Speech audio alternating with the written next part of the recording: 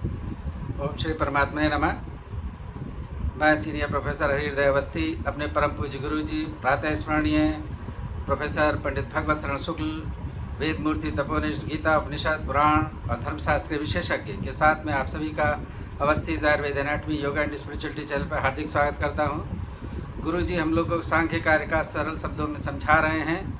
तो सांख्य तत्व कौमुदी की ये 48वीं कारिका है, जिसको समझने के लिए हम लोग चलते हैं गुरु जी के समीप।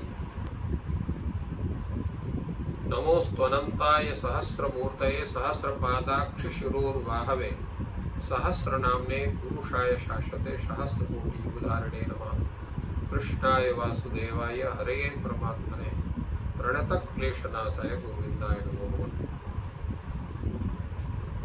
इस चैनल से संबद्ध सभी विद्वद्गण, सभी जिज्ञासु छात्रवृंद, सहृदय सज्जनवृंद एवं इस चैनल के संस्थापक तथा प्रबंधक आचार्य हरिहृदय अवस्थी जी, संप्रति हम लोग सांख्य शास्त्र के विचार कर रहे हैं। इस सांख्य शास्त्र के विचार परंपरा में आप सभी का स्वागत है। संप्रति सभी तत्वों का मुख्य विवेचन चल रहा है और इसमें जो 5 विपर्यों के भेद हैं, उन 5 विपर्यों के भेद के अवान्तर भेद क्या है, इस पर जो है विचार चल रहा है। इसमें 48वीं कारिका है। भेदस्तमसोष्टविधो मोहस्य च दशविधो महामोहः तामिस्रोष्टादशधा तथा भवन्त्यन्धतामिस्रः। ये कह रहे हैं तमसः मोहस्य च अष्टविधा। तमस और मोह के 8 भेद होते हैं। दशविधा महामोह, और महामोह जो है वो उसके 10 भेद होते हैं। तामिस्र के 18 भेद होते हैं। तामिस्र अष्टादश विधा। और उसी तरह से अंध तामिस्र के भी 18 भेद तथा भवन्ति अंध तामिस्र। तो इस तरह से इन सभी के भेदों का विवेचन हुआ है। अब वो भेद किस प्रकार के हैं, कैसे हैं, इन सभी का विवेचन कर रहे हैं आचार्य वाचस्पति मिश्र। कहते हैं भेदः तमिस्रः अविद्यायाः अष्टविधः। तमस शब्द का अर्थ है अविद्या। भेदः तमसः अर्थात अविद्यायाः अष्टविधः। ये जो अविद्या है, तमस शब्द से अविद्या का ग्रहण किया गया है, क्योंकि तमोगुण का अपन जो परिणाम है वो अविद्या होता है। 8 भेद होते हैं। अष्टसु अव्यक्त महत अहंकार पंच तन्मात्रेषु अनात्म स्वात्म बुद्धि अविद्या तम। तो ये 8 जो है, ये क्या है? अव्यक्त का मतलब हो गया प्रकृति, महत्तत्व, अहं तत्व और पंच तन्मात्रा। ये 8 भेद जो है, इन तन्मात्राओं में अनात्मसु आत्मबुद्धि। ये अनात्म अर्थात आत्म तत्व नहीं है। इसमें आत्मबुद्धि होना ही अंधकार है। कोई प्रकृति को ही आत्मा समझ ले, बुद्धि को ही आत्मा समझ ले, अहंकार को ही आत्मा समझ ले, पंच तन्मात्राओं को ही आत्मा समझ ले, क्योंकि ये 8 चीज क्या है? ये अनात्म तत्व है, ये आत्म तत्व नहीं है। तो इनमें जिसकी आत्म तत्व बुद्धि हो जाए, आत्मबुद्धि हो जाए, वही अविद्या है, वही तम है, अंधकार है। अष्टविध विषयात्वात् तस्याष्टविधत्व। इसको 8 प्रकार का क्यों कहा जाता है? क्योंकि अष्टविध विषयत्वात्, इनके 8 प्रकार के विषय भी होते हैं। तो 8 प्रकार के विषय होने के कारण ये अष्टविध होता है। इनके 8 प्रकार के भेद, जैसे बुद्धि है, अव्यक्त है अर्थात प्रकृति है, उसका जो विषय हुआ, बुद्धि का जो विषय हुआ, अहंकार का जो विषय हुआ, और इसी तरह से पंच तन्मात्राओं के विषय हुए, शब्द स्पर्श रूप रसगंध, ये पंच तन्मात्राएं हैं। तो अष्टविध विषयत्वात् तस्य अष्टविधत्वम् कस्य मोहस्य, मोह जो है ये अष्टविध होता है। अत्रापि अष्टविधो भेदः चकारेण अनुषज्यते, इस मोह के भी जो है 8 भेद बनते हैं। ये जो यह क्योंकि यहाँ पर लिखा मोहस्य च, तो चकार के द्वारा यथा तमसा अष्टविधः तथैव मोहस्य अष्टविधः, जैसे तमस के 8 भेद उस प्रकार मोह के भी 8 भेद होते हैं। अब ये मोह के जो 8 भेद होते हैं, इसका कैसे इसका स्वरूप बनता है, क्या है इस मोह के अष्टविधत्व का स्वरूप, आचार्य वाचस्पति विश्व इस पर बड़ा सुंदर अपने विचारों को प्रस्तुत करते हैं।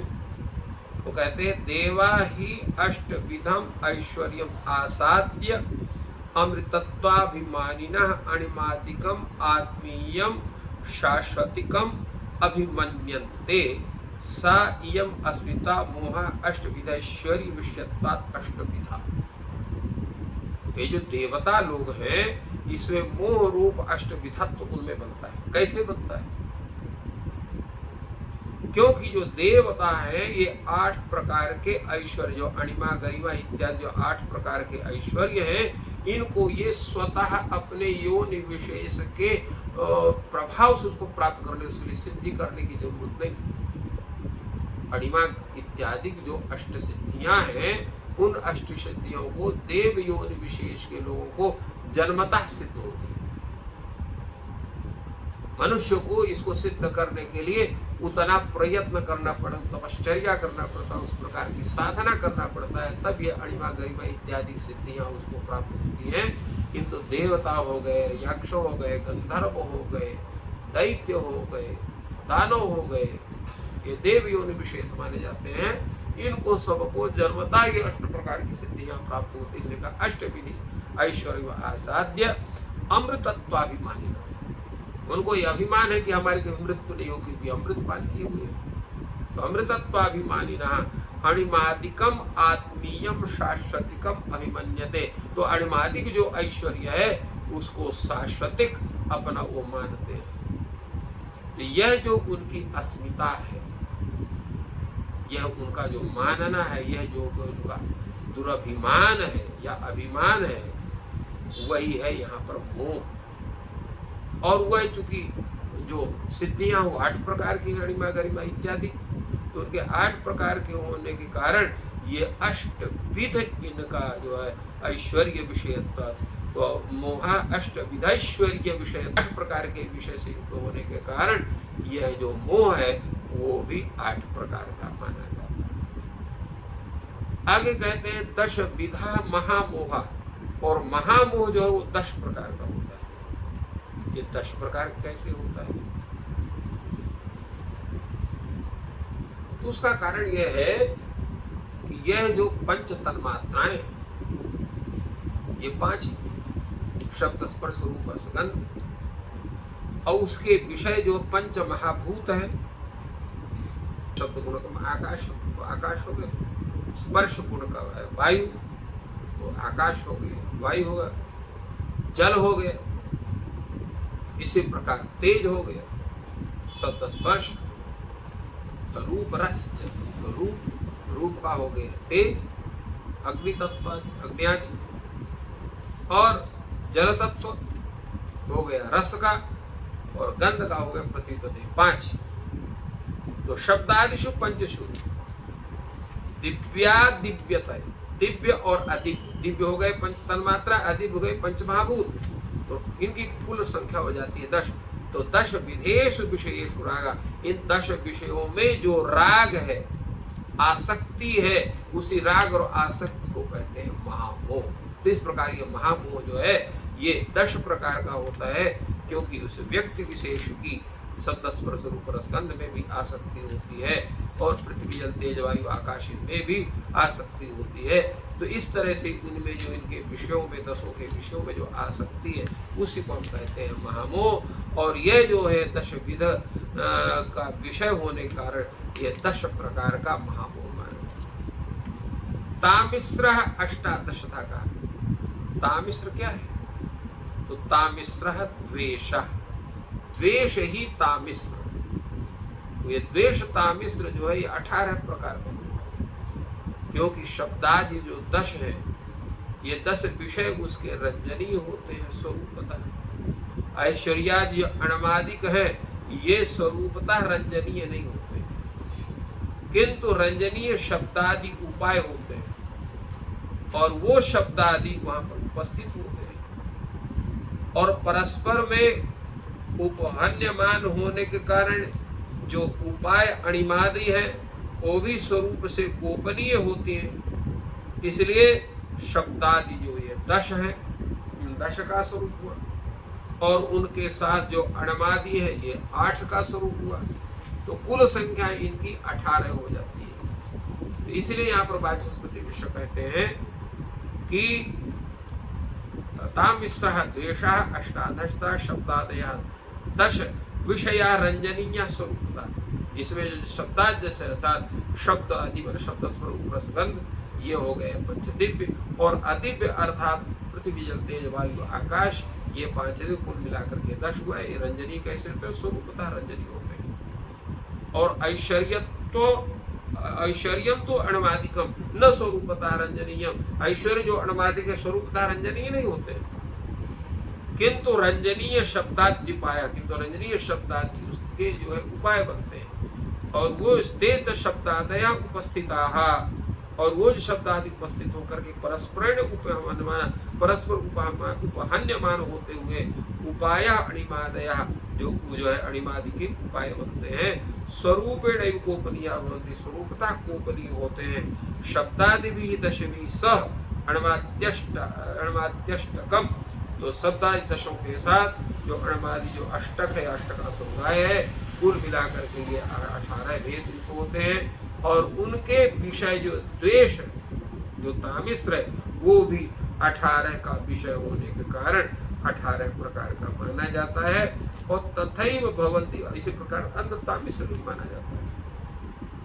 अंध तामिश्र के विषय में कहते हैं अभिनिवेश अंध तामिश्र। अंध तामिश्र क्या है? अभिनिवेश होना, उसमें प्रविष्ट हो। तथा इत्यनेन अष्टादश च इत्यनुसज्जते। अब श्लोक में जो लिखा है तथा भवन्ति अंध तथा भवत्यन्य अंधतामिश्र, उसी प्रकार अंधतामिश्र 18 पड़ता। तथा भवति ये जो शब्द है वो अंधतामिश्र के 18 विधत्व को बताता है।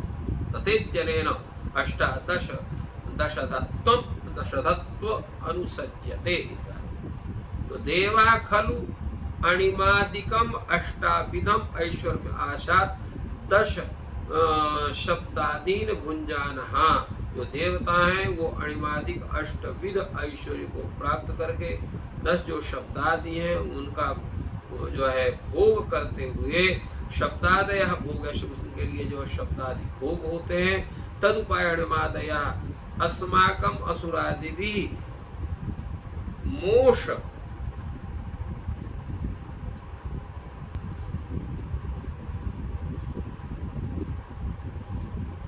तो ये जो शब्दादि भोग के हैं और उनके उपाय जो अणिमादि हैं,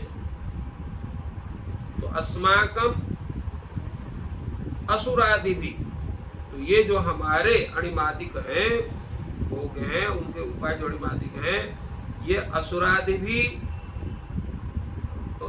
मोक्ष निषद इति विभ्यति। जो असुर वगैरह हैं, ये असुर वगैरह उन ऐश्वर्यों को जो है तो कहीं असुर उनको विनष्ट न कर दे, इसलिए वो जो है डरते हैं। तदिदम भयम अभिनिवेश, जो इस भय का अभिनिवेश है वही अंधतामिश्र है। इस प्रकार जो है अष्टादश विधत्व, अष्टादश अर्थात 18 विषय होने के कारण अष्टादशत्व इनका सिद्ध होता है। इस प्रकार स्वयं पंचविधा विकल्प, यह 5 प्रकार का जो विकल्प है वह विपर्य अवान्तर भेद से जो है ये 62 प्रकार का गुण माना जाता है। 62 प्रकार कैसे हुए? तो 18 तो 18 दूना 36 हुए और 8 दूनी 16 और तो वो 62 संख्या हो जाती है। तो इस तरह से ये द्वाव षष्ठी रीति कहते हैं कि सोयम पंचविध विकल्प विपर्यय अवान्तर भेदात, अवान्तर भेद से यह 62 प्रकार का होता है, ऐसा इनका कथन है। इस तरह से बड़ा सुंदर विवेचन तदेवं पंच विपर्य भेद, इस प्रकार ये 5 विपर्यों का भेद जो है 62 प्रकार के रूप में इसको आचार्य वाचस्पति ने इसको उसका विवेचन किया, जिसका जो है स्वरूप कथन आचार्य ईश्वर कृष्ण कारिका के रूप में प्रस्तुत किया। तो इस प्रकार गुरुजी ने बहुत ही सरल शब्दों में इन भेदों का विश्लेषण किया और हम लोग को उनका अर्थ समझाया, और ये बड़ा ज्ञानप्रद है। ईश्वर आपकी सहायता करें। आज का दिन आपको शुभ हो।